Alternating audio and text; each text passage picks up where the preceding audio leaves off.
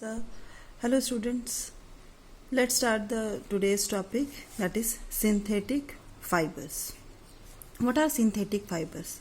Fibers that are not derived from the plants and animals and are produced by artificial means are known as synthetic fibers. Means synthetic fibers are not derived from the plants and animals, and they are also known as man-made fibers.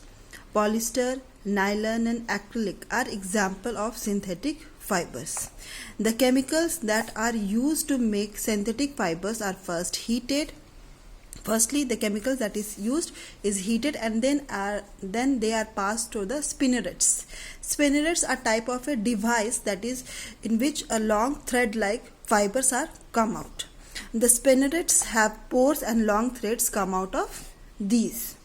Now, first synthetic fiber is nylon. Nylon is a popular synthetic fiber due to its light weight and strong nature. Okay ये बहुत हल्का होता है और strong होता है.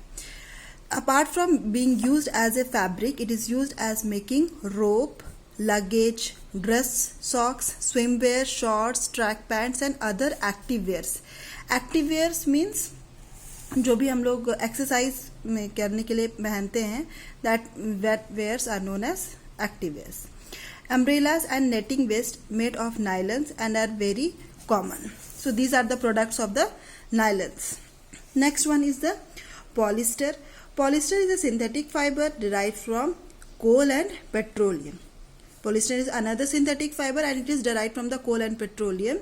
Polyester is exceptionally durable. Exceptionally ये बहुत ही durable रहता है, मतलब बहुत ही टिकाऊ होता है. And long lasting in comparison to the natural fibres. अगर नेचुरल फाइबर से कंपेयर करें तो पॉलिस्टर बहुत ज़्यादा ही टिकाऊ होता है. Like cotton and silk are the natural fibres. इसके कंपैरिजन में ये बहुत ज़्यादा ड्यूरेबल है, मीन्स टिकाऊ है. However polyester may cause irritation और become uncomfortable on the skin. पर क्या है कि अगर हम लोग केवल पॉलिस्टर क्लॉथ पहनेंगे तो ये इरिटेशन फील कराता है हमें और अनकम्फर्टेबल रहता है स्किन को. ये हवा को आने जाने नहीं देता है. That's why we feel uncomfortable. Polyester being wrinkle resistant in nature is often used in pants, shirts, suits and bed sheets, either by itself or after mixing with natural fibers. ठीक है, तो पॉलिस्टर का जो use किया जाता है वो shirt suits में यूज़ किया जाता है with the mixing with the natural fibres, और कभी कभी टोटली भी यूज़ रहता है polyester. Next, natural versus synthetic fibers. Synthetic fibers have been gaining popularity due to their durability and affordability. वो बहुत ज़्यादा पॉपुलर है क्योंकि ड्यूरेबल है, अफोर्डेबल है, ईजिली हम लोग खरीद सकते हैं, बहुत दिनों तक चलता है. These are the easier to manufacture in comparison to the natural fibers and resistant to stretching, staining and wrinkles. ये इसके अगर हम कंपेयर करेंगे to the natural fibres, so they resist to the stretching, stain नहीं होता है, wrinkles नहीं उसमें पड़ते हैं. Natural fibres are derived from the living world and these are subject to the natural process of ageing. Natural fibres से जो है, जो कि लिविंग वर्ल्ड से मतलब लिविंग प्लांट्स और एनिमल्स हम लोग लेते हैं, and this are subject to the natural process of ageing. मतलब कि इसलिए ये जो हम लोग का पुराना जो प्रोसेस है उससे वो चला आ रहा है, तो हम लोग सिंथेटिक फाइबर्स को अभी ज़्यादा यूज़ करते हैं. Water absorption property of fibres. Different fibers have different water absorption capacities. So there is an activity to demonstrate the water absorption capacity of different fibers.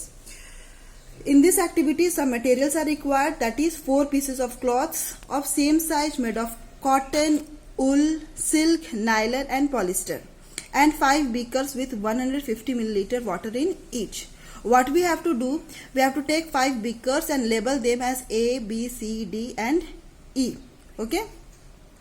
Dip in beaker A, wool in beaker A, cotton cloth in beaker B, silk in beaker C, nylon in beaker D and polyester in beaker E.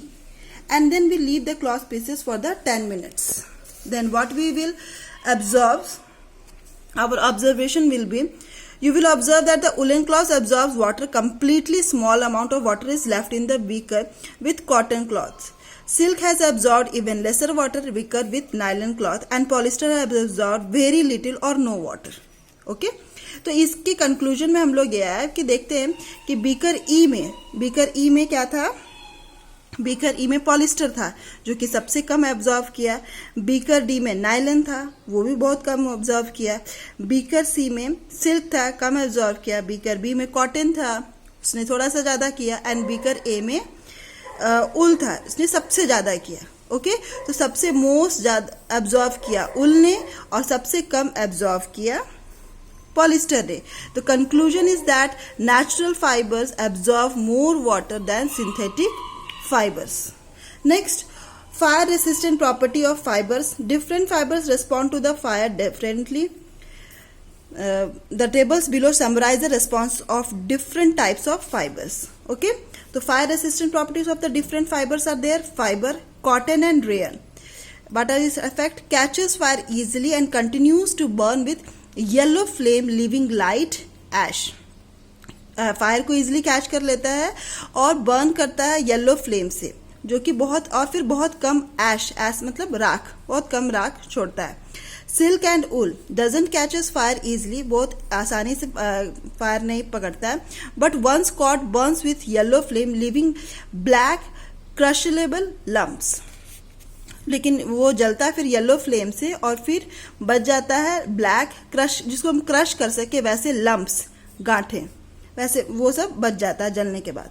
Nylon, polyester and acrylic doesn't catches fire and melts away from the flame and turn into hard lumps.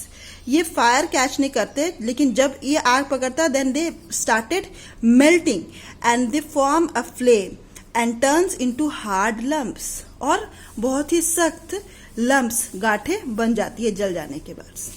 That's all for today. Okay.